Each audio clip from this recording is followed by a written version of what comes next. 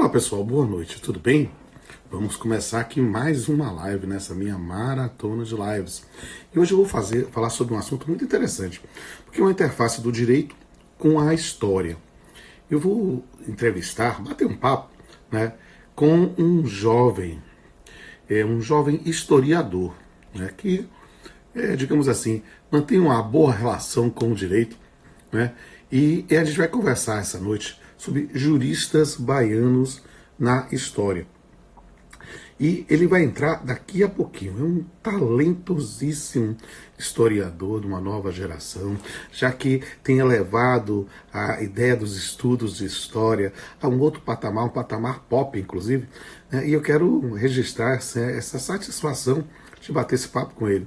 E muita gente boa aqui está nos acompanhando. Estou vendo aqui a Aline Cosenza, estou vendo aqui o professor Fagner Sandes, estou vendo aqui muita gente boa, a dona Regina Carvalho, que inclusive é filha de Aloysio de Carvalho Filho, um dos grandes juristas do século XX. Né? Vamos conversar, mas a gente provavelmente hoje vai dar um corte epistemológico para o século XIX, começando a entrar no século XX. Ele deve entrar daqui a pouquinho. Estou vendo a Andréa Ludwig também participando. Né? Hoje a gente vai falar, e aí dizendo para todo mundo, que hoje não é uma live jurídica stricto sensu. Na verdade, é uma live de história. Nós vamos conversar sobre a história, mas a história de juristas baianos. Né?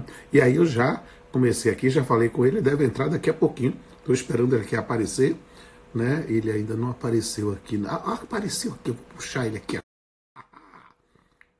Senhores, com vocês, o professor Rafael Dantas. Ele vai entrar aqui, olha aqui. Tudo bem, professor? Tudo bem, que prazer falar com o senhor. Que bom, querido Rafael. Vai ser um prazer conversar aqui contigo, né? E conversar. Vamos estar dispensado, inclusive, o tratamento de professor. Podemos trabalhar com você aqui. E vamos bater esse papo. Né? Eu estava conversando aqui que quem me apresentou foi a Aline, né? Falou muito de ti, né? E disse, olha, você fez uma live com ela ontem, né? Ela disse que, coitado, se atrapalhou, não conseguiu colocar para ficar disponível, mas eu vou ficar de olho aqui no meu, para que pelo menos a nossa vai ficar disponível. E não, com certeza. Ela contou a história como ele conheceu, e aí eu disse, olha, que coisa interessante. E é nesse período que estou fazendo lives direto, na verdade, eu tenho até me contido mais nas últimas semanas, até para poder focar nisso. No começo, eu cheguei a fazer 5, 6 lives por dia, porque era a ideia de uma ânsia de poder servir a comunidade, sabe? Eu tenho repetido com frequência que eu sigo uma máxima de Gandhi, quem não vive para servir, não serve para viver. Mas, e dentro dessa linha, pareceu-me interessante, principalmente nos meus campos maiores de atuação, que é direito civil e direito do trabalho, explicar para as pessoas como é que era o sistema, o que estava vindo. Só que se há a coisa que estamos aprendendo nesse período da pandemia, é justamente um domínio, uma utilização maior das novas tecnologias. E eu não tenho dúvida que, mesmo quando construímos a nova normalidade e entrarmos efetivamente num outro mundo, ou uma outra fase histórica de poder mais ter contato presencial, coisa que a gente não está tendo hoje, as lives vão ficar. Acho que tem sido uma forma muito interessante de estabelecer canais de comunicação, de ofertar para o público conhecimento de diversas naturezas, né? E que, nesse ponto, entre pessoas, muitas vezes, nós estamos, pelo menos, em Salvador, mas eu já fiz live com pessoas de outros países, de Portugal, da Espanha, da Itália, do Timor-Leste. Então, na verdade, uma oportunidade muito legal de ter essas interfaces. A gente está se conectando mundialmente. Então, eu achei que é uma oportunidade. Claro que é sempre muito bom falar nos temas que a gente está numa zona de conforto, porque aí a gente pode conversar em geral.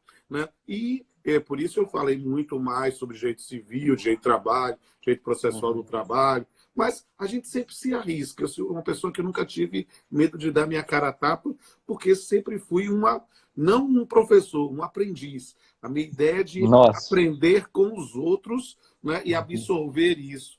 E aí eu disse, olha, eu não tenho problema em conversar sobre qualquer assunto, mas quando fomos conversar, dizendo, vamos bater o primeiro papo com o Rafael, o que é que a gente vai escolher? Pareceu-me um tema natural falar sobre juristas baianos na história, porque justamente traria aí a interface das nossas zonas de conforto e cada um podendo colaborar. Você com toda a sua visão abrangente da história, eu com a visão especificamente dos reflexos jurídicos. E acho que a gente pode fazer um papo muito legal. Eu aprendi na netiqueta das lives que o anfitrião, quando abre, ele começa a falar, porque que as pessoas começam a perceber que estão ao vivo. Nós já estamos aí com um coro que está subindo cada vez mais e a gente pode já começar a bater o nosso papo agora. E por isso eu digo agora sim, abrindo. Rafael, boa noite, bem-vindo ao meu Instagram. Boa noite, professor. É uma satisfação imensa conversar com o senhor. Um reencontro, né, depois de muito tempo. E como o senhor bem pontuou, né, esse novo momento que a gente está vivendo, com mudanças nos mais diversos aspectos, principalmente no sentido das comunicações. Jamais ia imaginar que as lives tivessem essa dimensão que está tendo hoje, né? Porque já existia lives no Instagram. Sim, claro. E como estão sendo utilizadas do ponto de vista de construir conhecimento, de informar as pessoas sobre temas dos mais diversos aspectos. E falar sobre história, falar sobre o direito, né? Essas personalidades do mundo jurídico, é um assunto extremamente caro, muito importante. Ainda mais por serem personagens de influência no cenário não só soteropolitano, baiano, como também nacional, como o senhor bem sabe. Então, eu diria, porque a gente fez uma pré-seleção com repercussão internacional. Alguns desses dados Exato. a gente pode trazer de cada um deles. E isso é muito legal, sabe? Mas olha que eu digo essa coisa da live, né? Antes de entrar na pandemia, eu só tinha feito uma única live na vida. Depois da pandemia, eu já passei de 170. Estou aí perto de 200 lives. E está sendo um prazer. E olha só que eu estou limitando a 2 lives. Na verdade, a uma live marcada pelo meu anjo da guarda, que é a Martinha, porque eu não recuso. Eu acho que acho que o acesso à informação, à comunicação é importante. Então, chega um monte de convite para mim. Eu encaminho para a Martinha verifica a data, quer dizer, ela marca um por dia. E aí eu vou marcando o segundo, às vezes, quando tem um dado assim importante, aí a gente vai fazer, mas não passar de 2. E aí, nesse ponto, a gente tem que conversar efetivamente aqui. Vamos bater o nosso papo, começar o nosso papo. Porque para falar sobre direito, né? A gente tem Brasil a partir de 1500, mas Brasil independente só a partir de 1822, com a nossa independência formal. Aí a gente começa a pensar efetivamente num começo de ordenamento jurídico brasileiro. Deixa eu falar uma coisinha aqui que é interessante como informação histórica para ti, para a gente já ir para o primeiro jurista. Por quê? Porque um dado histórico, como é um dado muito jurídico, pode ser que não esteja ainda no seu repertório, mas já incorpora isso. Nossa primeira Constituição foi a Constituição de 1824. E ela expressamente dizia que o Brasil iria ter um Código Penal e um Código Civil.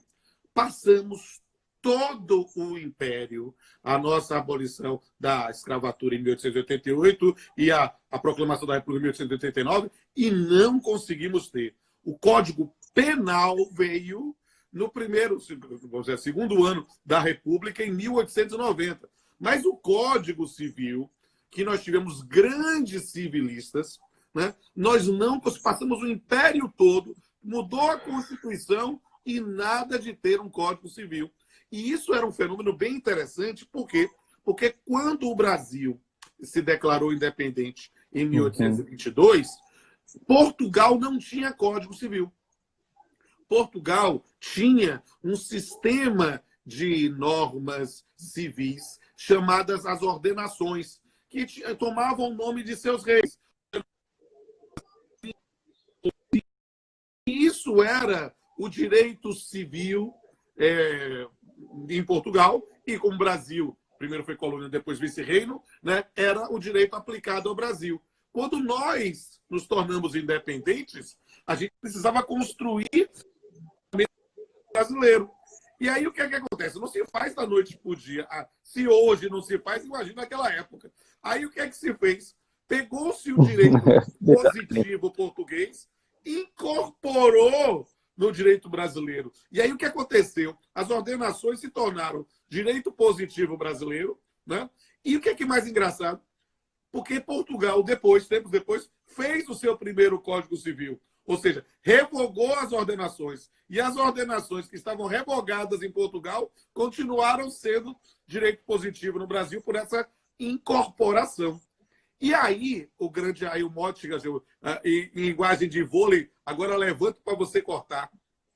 Nessa fase que nós tínhamos as ordenações, um grande baiano, né, ele fez um trabalho de sistematização dessas ordenações. Depois, ele, inclusive, apresentou um projeto de Código Civil. Mas essa sistematização das ordenações, que era chamado o esboço do Código Civil, né, foi feito por um baiano chamado Augusto Teixeira de Freitas. Rafael, o que é que você sabe desse cara? Conta aí agora. A bola é sua. Meu querido professor, maravilhoso. Panorama mais rico do que esse, tem anos que eu não ouço. Lembrei das aulas lá de Direito. Muito legal mesmo, muito bom. Né? E é interessante a gente frisar a importância do Augusto Teixeira de Freitas no contexto do século XIX. Como o senhor bem pontuou, o século XIX é o momento de construção de uma ideia da nação. Né? Afinal, o Brasil era colônia de Portugal, em 1822 vamos ter a independência, em 23 temos todo o cenário de independência aqui na Bahia, né? E depois, nas décadas seguintes, vamos ter toda uma tentativa de construir essa ideia de nação, que vai, evidentemente, se solidificar no final do XIX. Me permita só uma nota de rodapé na sua observação, porque a live é vista por gente de todo o país, e muitos, às vezes, não têm a informação da nossa peculiaridade baiana de que a independência na Bahia se deu não no 7 de setembro, mas no 2 de julho de 1823, ou seja, num processo efetivamente de luta pela independência que não foi assim tão forte em outros estados. Se quiser colocar nesse contexto, fica à vontade, porque o historiador é você, eu sou do estado. Exatamente, é um ponto muito legal para a gente discutir, né? Porque, de uma forma geral, o cenário da construção de um Brasil-nação priorizou em muito o eixo sudeste, né? As margens do rio do Ipiranga, Dom Pedro I vai gritar a independência do Brasil, mas os portugueses continuaram aqui no resto do solo brasileiro, estavam aqui na Bahia, Madeira de Melo e tal, estavam aqui. Então, 2 de julho de 23, um ano depois, vai representar, de fato, uma saída dos portugueses dessas terras baianas, sem falar dos outros confrontos que foram marcados no cenário nordestino, em outros lugares também. Então, nossa, tem muita história aqui para contar nesse cenário das lutas pela independência na Bahia. E o nosso grande jurista, o Augusto Teixeira de Freitas, de uma forma ou de outra, está inserido nesse contexto, professor, do recôncavo baiano, da cidade de Cachoeira, afinal, ele nasceu em Cachoeira, em 1816, lembrando que a cidade de Cachoeira, na época, era uma das principais cidades da Bahia. Inclusive, a sua família tinha forte ligação no cenário dos homens das leis naquele período, apesar de todo esse processo de construção, né, não ser o mesmo dos anos seguintes, no pós-cenário de independência brasileira, mas é uma figura de destaque, que vem de uma família de destaque. Na verdade, o próprio Barão de Taparica é um grande nome do contexto da cidade de Cachoeira, e ele vai desde cedo, tem uns relatos disso que eu achei incrível, né? Tem uns relatos que mostram o prodígio que era o Augusto Teixeira de Freitas na adolescência e na juventude. Tudo na vida dele foi muito cedo, inclusive estudar direito, ir lá para o Recife, na Escola de Direito de Olinda, né? E depois terminar os seus estudos na Escola de Direito de São Paulo, na Faculdade de Direito de São Paulo, o que também foi algo semelhante. Esse é um detalhe também importante, histórico. Por quê? Porque os 2 primeiros cursos de Direito foram criados simultaneamente. São Paulo e Olinda, Recife, que ou seja, né, dentro desse fenômeno, e depois, claro, o incorporado, de São Francisco, incorporado à USP, nos 60, e também a Faculdade de Recife e Olinda, né? A gente fala Recife e Olinda porque a gente fala de Recife como capital, mas era em Olinda, na verdade. E a terceira faculdade de Direito no Brasil é a nossa Faculdade Livre de Direito da UFBA, né? A gente pode falar, inclusive, disso depois, em algum outro tópico ou alguma outra live. Mas, sim, não, com certeza. um cenário de destaque, né? Foi bom que você pontuou essa questão do ensino superior, porque aqui na Bahia tivemos a primeira escola cirúrgica, né? No antigo Colégio Jesuítas, depois a Faculdade de Medicina, quando Dom João VI atracou aqui com a corte portuguesa em 1808, abriu os portos e tal, criou a Faculdade de Medicina, com a escola cirúrgica, e a escola de Direito depois. Então, um ponto realmente para ser lembrado. E o Teixeira de Freitas vai começar os seus estudos na então escola de Olinda, na Faculdade de Olinda, né, e depois ir para São Paulo. E eu fiquei muito intrigado, porque depois vamos falar sobre outro personagem, e a própria história de vida do Teixeira de Freitas se aproxima muito da história de vida do Rui Barbosa. Sim. Isso anos depois, né?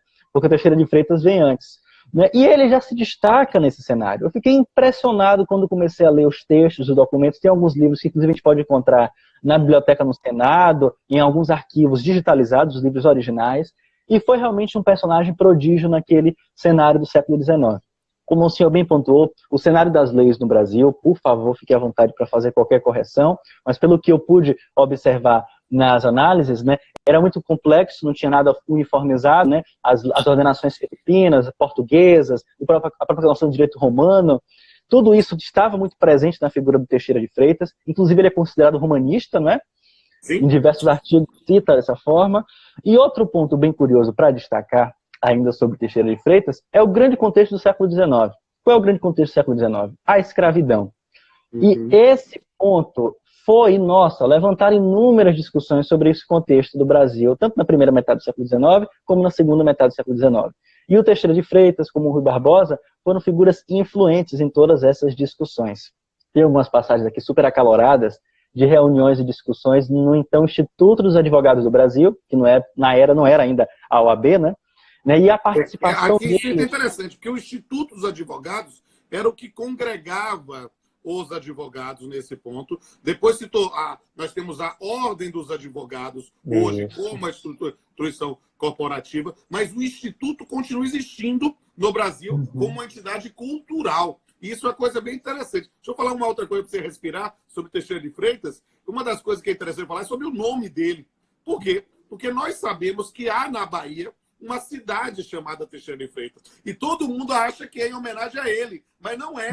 É em relação a um grande geógrafo na Bahia, chamado Mário Augusto Teixeira de Freitas, que dá nome, inclusive, a uma escola pública ali perto do Colégio Central, ali, naquela rua ali perto da Moraria, né? E aí a gente sempre fica pensando, é o mesmo? Não. O nosso é o Augusto Teixeira de Freitas, que, quando eu falo para os estudantes de Direito, eu digo, vocês precisam conhecer essas pessoas, porque tem uma estátua dele lá no estacionamento da Faculdade de Direito. As pessoas ficam dizendo, aquele ali é Orlando Gomes? Eu digo, não, aquele não é Orlando Gomes. Não. Ali é outra pessoa. E aí é interessante para compreender esse dado. Mas siga aí, querido. Não, aquela estátua, na época que eu passava muito pela Faculdade de Direito, ela fica um pouco escondidinha. Fica ali no canto do estacionamento. Deveria estar até no lugar de destaque, porque ele foi um personagem realmente de grande importância, né? Mas sim, tem aquela estátua e é um importante marco. As estátuas, né, falam muito sobre esse período. Falam muito sobre os personagens que deixaram seus legados aí, do ponto de vista da cultura material, né? Então, o próprio Augusto Teixeira de Freitas, inclusive o nome Augusto, o Magnífico, né? Tem essa questão do nome também, começa a se destacar nesse cenário da primeira metade do século XIX. Na primeira metade e no início do século, na segunda metade do XIX. Em especial por conta de todo esse contexto que a gente tem do ponto de vista do cenário jurídico do Brasil e da sua personalidade, do ponto de vista de sua capacidade. Foi uma pessoa que destacou logo de muito cedo, ainda em Recife, depois em São Paulo, de todo esse cenário. Em alguns dos textos que eu estava lendo, eu estava vendo diversas citações, fala sobre o Augusto Teixeira de Freitas, de como ele, ainda muito jovem, se destacava naquele cenário. E eu fiquei muito impressionado com isso. Inclusive, eu tenho aqui alguns trechos, eu acho que no momento final eu falo sobre isso, mas sobre a questão da escravidão, é interessante a gente falar sobre um ponto que ficou presente ao longo de todo o século XIX, que é, o Brasil naquele momento, isso na primeira metade do século XIX e na segunda metade do século XIX, vivia num contexto escravista. Contexto esse escravista que não dialogava com a ideia de construção de uma nação que era pregada tanto de vista pelos seus governantes, como pelos responsáveis pelo aquele cenário das elites políticas e intelectuais. Barão do Rio Branco, Joaquim Nabuco, o próprio Rui Barbosa, em um segundo momento. Mas, no cenário jurídico, diversas personalidades já manifestavam sua contrariedade a esse cenário escravista. E esse é um ponto, professor, que eu achei fabuloso do ponto de vista da historiografia, para a gente ver um recorte do ponto de vista social no panorama do Brasil naquela época.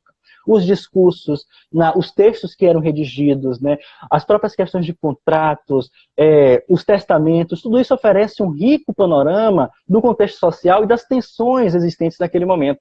E o Augusto Teixeira de Freitas, apesar de seguir uma linha muito mais jurídica, muito mais fechada comparado a outras personalidades, tinha de forma muito clara a sua contrariedade. Em alguns textos, não só do Teixeira de Freitas, como de outros personagens do período, a gente percebe que não existe menção ao contexto da escravidão, à realidade escravista. Mas isso é interessante a gente fazer uma análise, uma nota de rodapé, como o senhor falou, porque tem todo um ar de não colocar para a posterioridade, para os textos que estavam sendo escritas, essa grande mácula, esse grande mal, como inclusive eles utilizavam essas palavras nesse período, para gerações posteriores. Ou seja, a gente não pode esquecer, o Brasil foi o último país das Américas a abolir a escravidão, isso em 1888, né, tem toda essa questão dos debates, a própria figura dos personagens, então representantes dessa elite escravista no período, e as pressões no Império e nas próprias figuras que representavam a contrariedade desse panorama. E é realmente incrível a atuação do Teixeira de Freitas e outros personagens em todo esse processo de uma construção de uma ideia do cenário legal, né, das leis, né, jurídico no país. Eu realmente fiquei encantado nesse processo. Mas a gente tem que levar em consideração, né, os interesses por trás de tudo isso. Né? Por que não citar a escravidão? Por que não mencionar esse contexto tão tenso, né, e tão real? Né? O Joaquim Nabuco falava de uma ficção que não aparece. Né? É uma ficção. A gente sabe que existe, mas nos textos não está escrito. Né? Justamente por isso, para não mostrar para gerações futuras esse contexto tão triste e tenso da nossa realidade brasileira até o final do 19. E isso é tão interessante para conhecer história, não é mesmo? Ou seja, Exato. a gente precisa entender o momento em que foi feito. Nós vivemos realmente num país escravocrata. Então, conhecer esse contexto é algo que é muito importante, ainda mais nessa época em que a gente verifica alguns revisionismos históricos. Então, compreender o contexto é fundamental. E eu acho isso sensacional. Deixa eu falar um pouco do Augusto Teixeira de Freitas, jurista, né, para entender esse contexto, que é bem legal. Quando eu dou aula de direito civil, por exemplo, eu falo sobre a importância dele nesse momento, inicialmente, de conhecimento e sistematização da legislação civil, na época, as ordenações incorporadas no Brasil. E aí ele fez um texto que é um colosso chamado Consolidação das Leis Civis, que, na verdade, o que é? É como ele pegava aquelas ordenações que não tinham aquela regra de uma revoga a outra, não. Elas eram simultâneas e tentava fazer. Isso não se tornou direito positivo, isso não se tornou lei, mas era algo tão bem sistematizado que os cartórios usavam como referência para dizer, olha, eu preciso aqui, deixa eu conferir na consolidação, justamente porque nós estamos vivendo ali no século XIX, sem acesso à informação e ter isso. Depois disso, Teixeira de Freitas foi encarregado de elaborar um projeto de Código Civil, apresentou a primeira parte, o chamado esboço do Código Civil, que por razões políticas, aí o historiador que fala, né, por razões políticas, na época de um país escravocrata, não foi bem aceito, mas vou trazer um dado do final da vida dele. O que é que acontece? Teixeira de Freitas, no final da vida, ele era muito amigo do maior civilista do século XIX da Argentina, chamado Vélez Sarsfield, que é o nome de uma cidade, é o nome de um time de futebol, né? Mas Vélez Sarsfield, na verdade, digamos assim, era muito próximo de Teixeira de Freitas e o levou o seu pensamento para a Argentina, né? E isso influenciou muito na elaboração do Código Civil argentino, que, inclusive, utilizou expressões que eram de Teixeira de Freitas e que não foram incorporadas no Brasil. Para dar um exemplo, falando da dogmática civil, né? Por exemplo, a parte de pessoa física e pessoa jurídica. Na Argentina, no texto que se tornou o Código Civil, ele usa a expressão pessoa de existência real, pessoa de existência ideal. E eram expressões cunhadas no século XIX por Teixeira de Freitas. Inclusive, quando eu fui participar de uma banca de doutorado lá na Universidade Federal do Paraná, a gente teve acesso a pensamento de Teixeira de Freitas lá. Por quê? Porque, salvo engano, ele morreu por lá. Né? Ou pelo menos ele viveu o final da vida lá no Paraná, justamente pela proximidade. São informações históricas ou biográficas do jurista. Mas você deve ter muito mais informação do que eu. Diga aí. Professor, é um panorama muito rico. A obra que o senhor citou, né, deixa eu só confirmar aqui, está no cenário de 24 a 1830, né? É um período de turbulência, é um período de cenário de tensões na configuração do Brasil, né? Estamos saindo de uma tentativa de independência que foi bem sucedida, apesar de todos esses problemas do eixo sudeste e nordeste e tal, e depois a tentativa de organizar aquilo que existe do ponto de vista legal e tal, né? Então, nossa, a partir daí a gente já tem todo um preâmbulo daquilo de projeto que existia para o Brasil e dos personagens que estavam ali participando, né, juntamente com todos os interesses por parte das elites econômicas e políticas.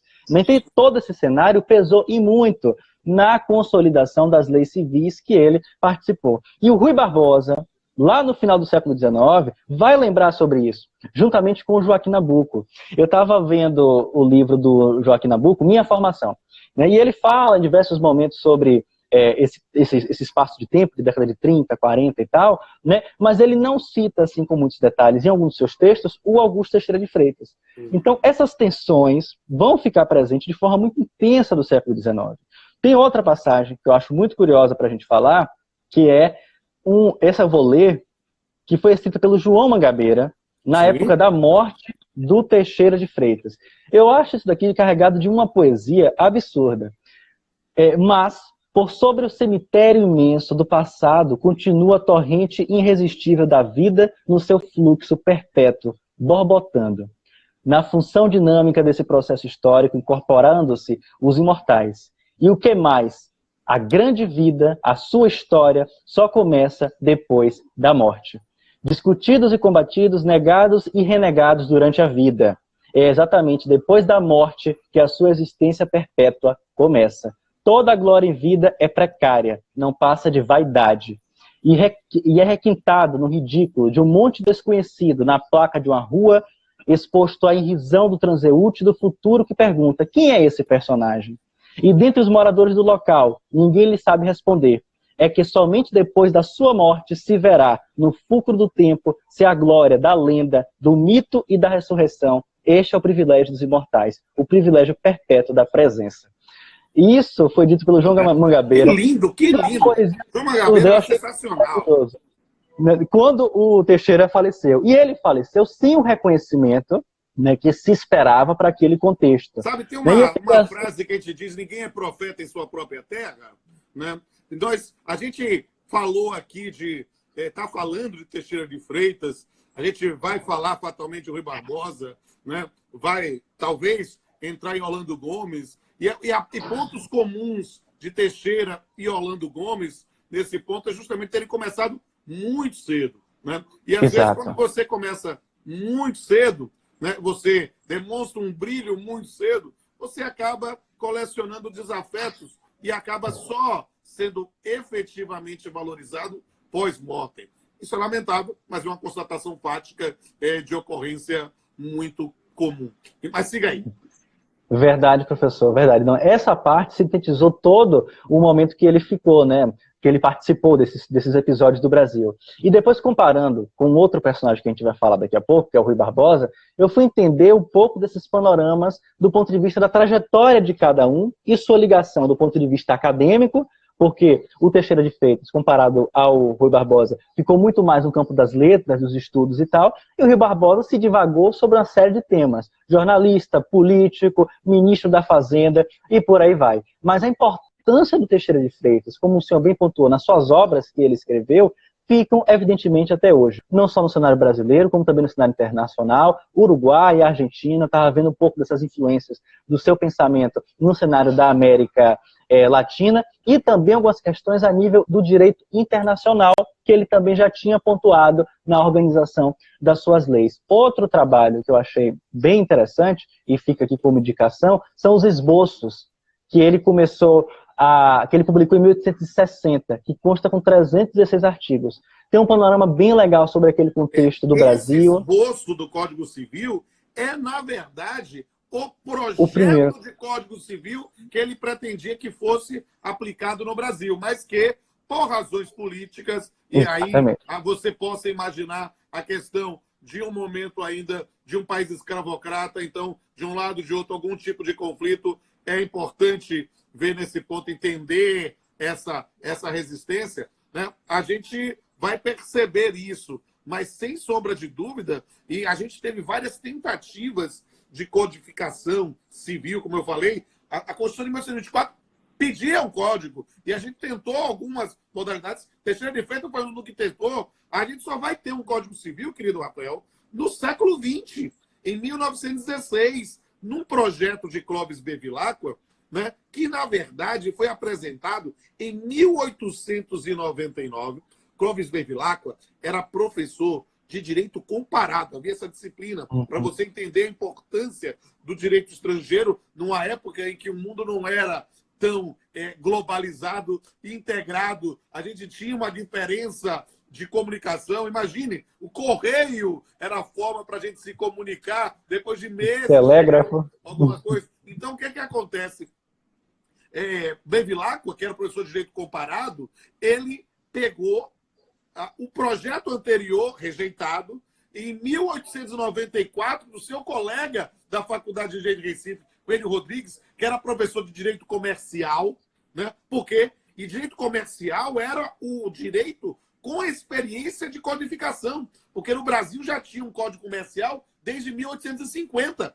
Né? Então, na verdade, o trabalho era bem sistematizado, só que, naturalmente, o texto jurídico de Bevilacqua, o texto jurídico de Coelho Rodrigues, que era muito bom, e a gente vai falar sobre Rui Barbosa daqui a pouco no aperfeiçoamento filológico do Código Civil, né? Mas perceba que era um texto que refletia a sociedade do século XIX. É por isso que a gente diz que o Código Civil de 1916, século XX, é, na verdade, um código oitocentista.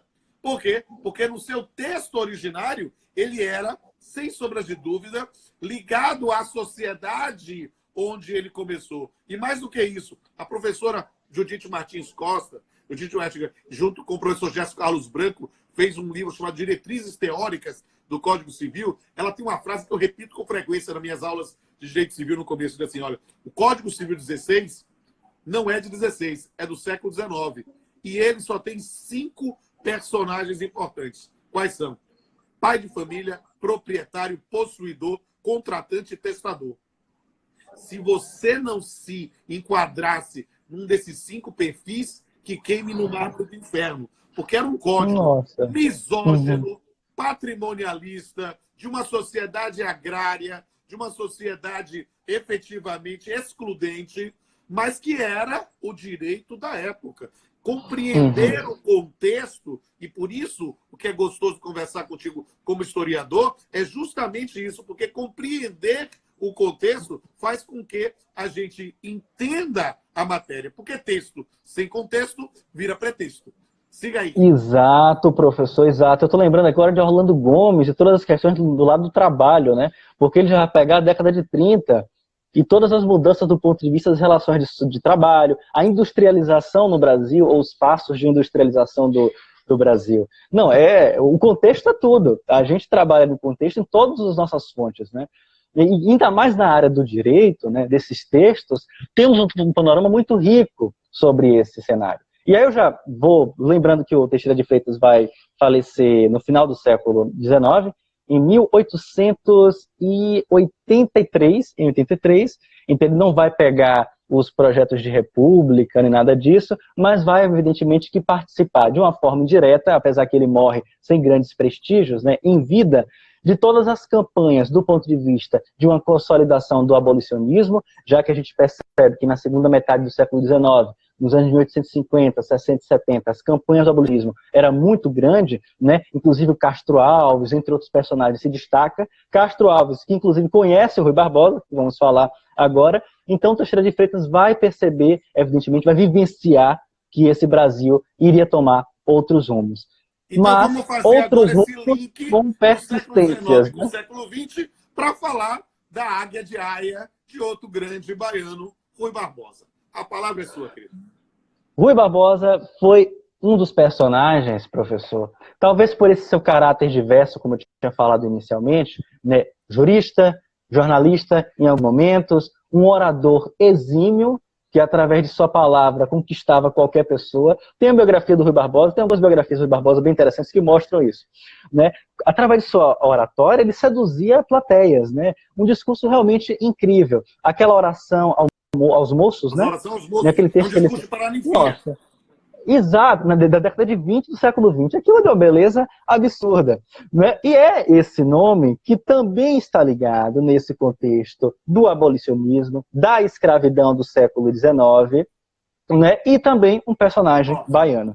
Eu não Esse não sei se nasceu a em gente vai Cachoeira. conseguir chegar nele, porque o papo está muito bom. Mas só para eu Ai, meu registrar Deus. que a neta de Orlando Gomes está aqui nos ouvindo, a professora Flávia Gomes. Eu já vi Oh, a filha de Aloysio de Carvalho Filho, doutora Regina Carvalho. Então, a gente vai, se a gente não conseguir entrar em Orlando Gomes hoje, Orlando Gomes eu acho que é um tema só para uma live inteira sobre Orlando Gomes. Verdade. Porque tem muito jurista baiano com digamos assim, eu estou já preparando para você ficar absolutamente com um habeas corpus preventivo, né? Aqui para a gente não conseguir, né? Porque a gente tem que falar de Orlando Gomes, a gente tem que falar de Aloysio Carvalho Filho, a gente tem que falar de Josafá Marinho, a gente tem que falar de Calmon de Passos, de Pinho Pedreira. Tem muita gente que construiu uma marca na história do direito e do direito na história. Mas siga aí, querido. Baianos de destaque, não? Josafá Marinho muito próximo da política, né? Isso já mais recentemente. Tem um livro dele que eu acho... uns links, quando eu estava pensando na nossa live, dizendo assim, olha só, a gente tem Teixeira de Freitas, que é o jurista, tem Rui Barbosa, que é o jurista, mas que vai para a política. A gente tem Orlando Gomes, que é o jurista, e a gente tem Aloysio Carvalho Filho, e também o próprio Josafá Marinho, que vão para a política, né? Eu pensei, a linha talvez fosse Teixeira de Freitas com Rui, Orlando com Aloysio Carvalho Filho, né? Calmon de Passos com Josafá Marinho. Acho que seria E, claro, arrematar com o Pinho Pedreira, que foi quem construiu o direito do trabalho no Brasil do século XX e que até outro dia, né, ele faleceu há 15 anos, mais ou menos. Eu fazia banca de mestrado comigo lá na UFMA. Sabe? Com Nossa, que privilégio. Anos, poxa, eu tive a honra de conviver. Eu fui auxiliar de Orlando Gomes, de Calmon de Passos, 4 anos. Né? Então, para mim, fazer parte dessa história, ainda que de forma ínfima, é interessante compreender. Mas siga aí, que eu quis lhe dar um habeas corpus preventivo. E é proposital, né? Porque há também uma doutrina brasileira do habeas corpus por causa de Rui Barbosa. Eu falo disso daqui a pouco. A palavra é sua, querido. Perfeito, professor. Sempre bom. Né? Rui Barbosa, então, vai se consagrar como esse grande nome, que é para além de qualquer sentido jurídico, mas também do político. Eu estava vendo a questão iconográfica do Rui Barbosa. Rui Barbosa está presente na memória brasileira, assim como qualquer outro presidente que a gente tem em mente, porque ele ficou presente em mais ou menos umas 3 ou 4 cédulas, desde a época dos contos de réis até os cruzados, cruzeiros, tem lá Rui Barbosa. Em diversos selos, Rui Barbosa está estampado também, em moedas ele estava estampado, e sem falar que marcou todo aquele período que ele foi ministro na época do encilhamento. Mas o Barbosa nasceu em Salvador no ano de 1849, portanto no finalzinho da primeira metade do século XIX. Um contexto em que o Brasil já sinalizava algumas mudanças sensíveis do ponto de vista de seu panorama econômico. A gente não pode esquecer que a segunda metade do século XIX vai ser representada por uma força do ponto de vista do Sudeste. O Rio de Janeiro já era a capital do Brasil, Salvador deixa de ser capital em 1763, Rio de Janeiro e São Paulo vão se destacar naquele cenário econômico, principalmente pelo café, mas isso é um ponto para uma outra conversa, dialogando com o Orlando Gomes, ou hoje, ou em algum outro momento. E a vida de Rui Barbosa, os anos iniciais de sua vida, adolescência e juventude, justamente está inserido nesse contexto da primeira metade para a segunda metade do século XIX. E a segunda metade do século XIX, ou seja, na época do Pedro II, vai ser um verdadeiro caldeirão, porque o Rui Barbosa vai participar de todos os grandes movimentos, de todas as grandes ações do ponto de vista político, desde muito cedo, porque como o professor falou no início da live, tanto ele como Teixeira de Freitas se inserem nesse mundo acadêmico, jurídico, muito jovens, e vão conseguindo destaque também, com 20 e poucos anos já são reconhecidos, né, como personagens influentes. Claro que com o passar do tempo vão se destacando ainda mais. A família de Rui Barbosa também tem uma ligação política, é interessante a gente frisar isso, né, os seus pais, em especial a parte do tio, né, tem uma ligação com o cenário político da época, apesar de não desfrutar com os prestígios que outrora desfrutava. De qualquer forma, ele vai conseguir padrinhos e pessoas importantes para o inserir nesse meio da sociedade soteropolitana naquele contexto, e como eu disse, vai conhecer Castro Alves.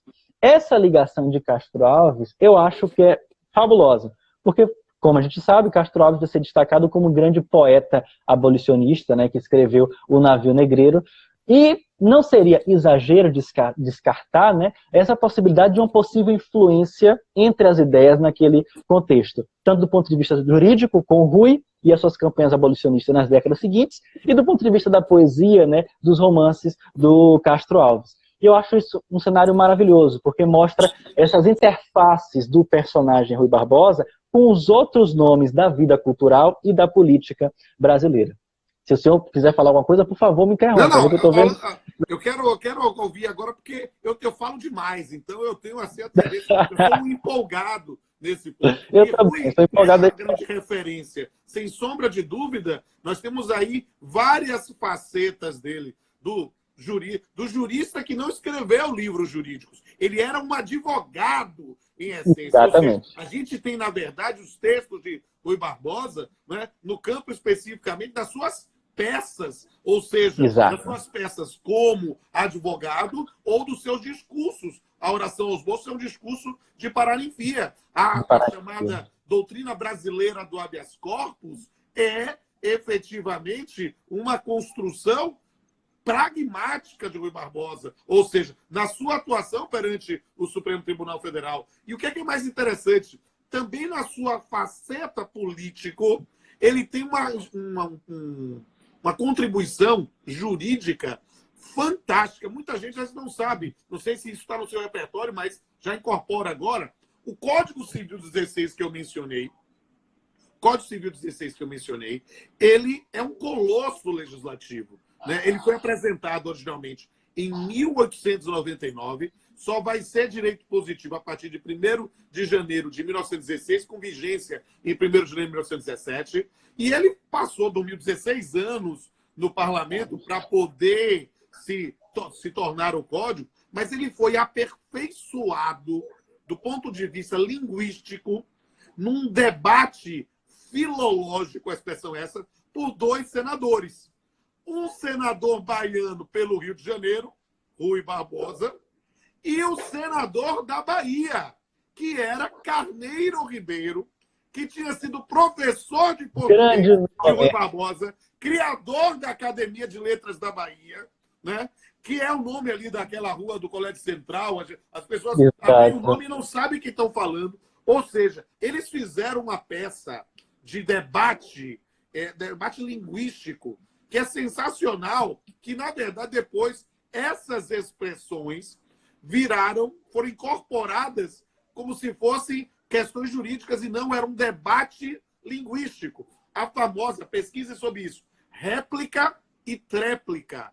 O que foi isso? Literalmente esquartejaram, termo por termo, vírgula por vírgula, do projeto que ia em tramitação originário de Bevilacqua, para que o texto que se tornou o Código Civil 16 fosse o mais preciso possível. Isso é uma coisa que é sensacional. Sabe por quê? Porque o Código Civil de 16 realmente era um código de uma outra época, de um país estudante, agrário, patrimonialista. Tudo bem, mas nós estamos discutindo também a história.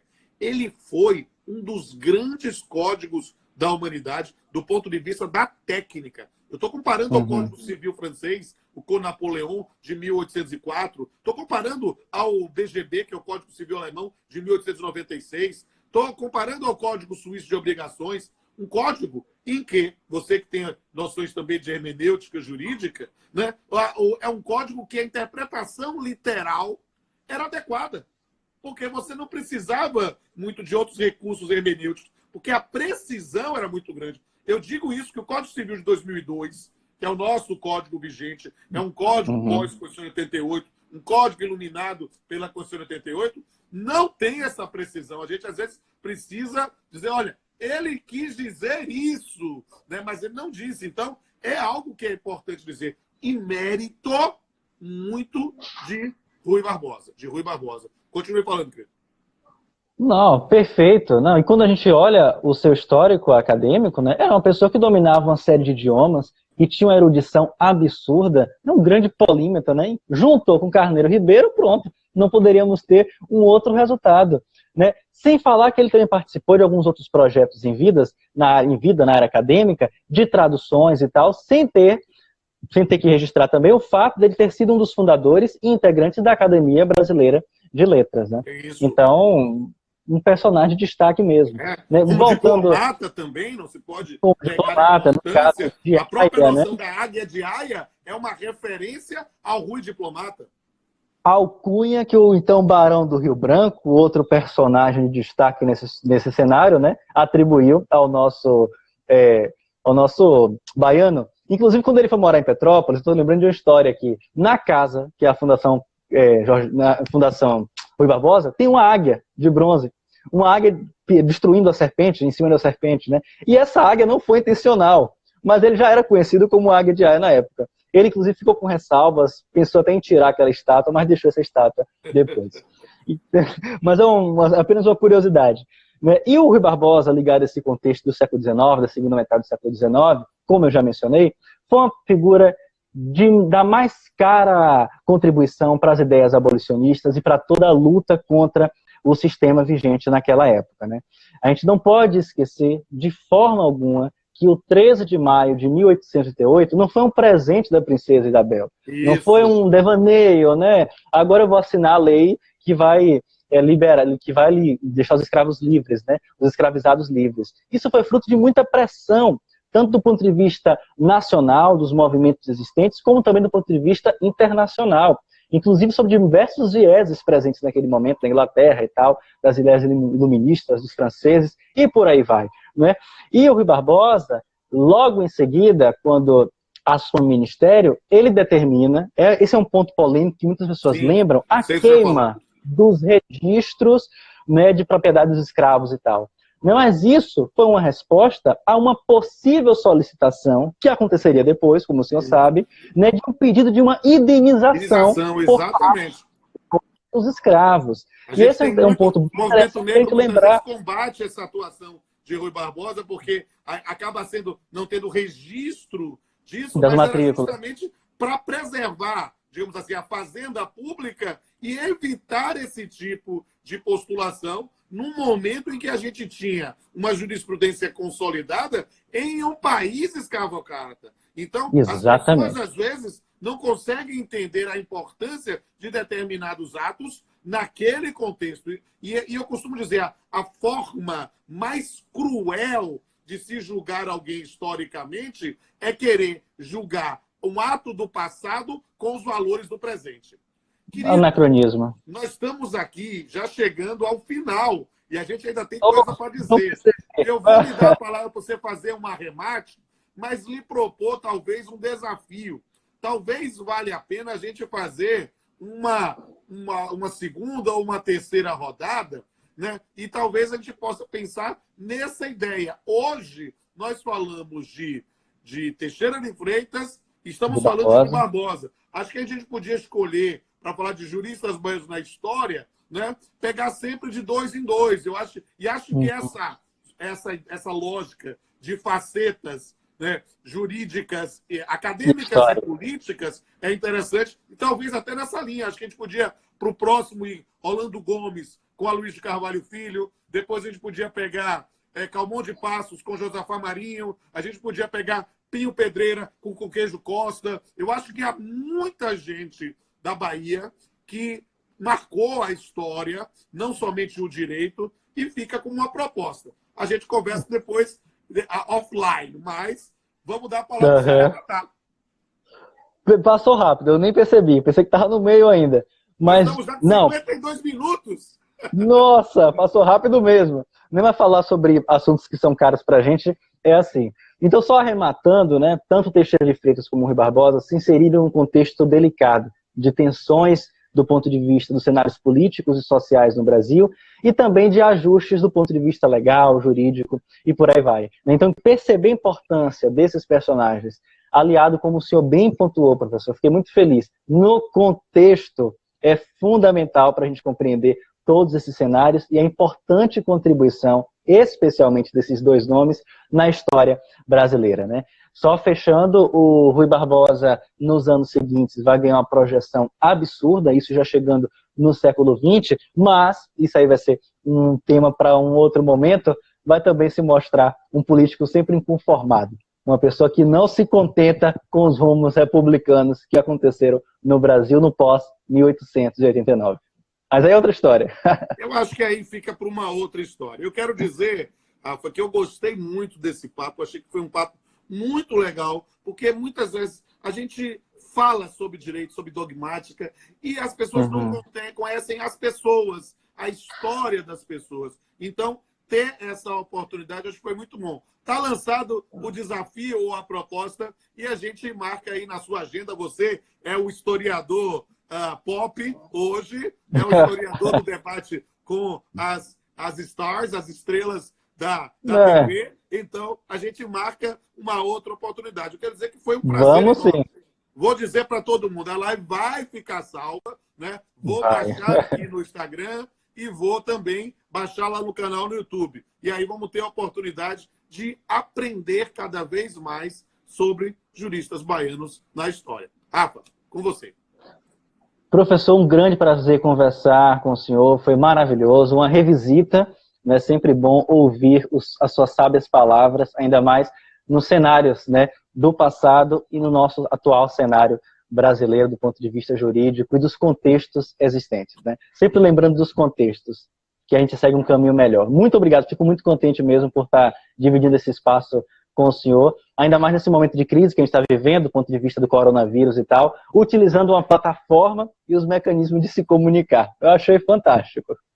Então tá combinado. Então a gente se encontra em data a combinar para falar de Orlando Gomes e Aloysio Carvalho Filho, porque eles foram contemporâneos e acho que vai ser uma dupla também que vai ter muita informação que a gente pode passar pro pessoal. Combinado, Rafa? Um abraço, professor. Combinado. Fechado. Um abraço. Até a próxima. Sacramentado, viu? E, gente, para arrematar, sigam aí Rafael Dantas, historiador. Como é que o seu perfil? Rafa Dantas Historarte. História e arte. Rafa Dantas Historarte. Rafa Dantas Historarte. Vão acompanhar esse jovem talentoso que tem revalorizado o estudo da história na Bahia e no Brasil. E vocês vão ver muita coisa boa. E quem tiver dificuldade para achar essa live, depois me manda uma mensagem inbox que eu mando o link lá dos canais do YouTube. Um abraço a todos e todas. Até a próxima. Tchau.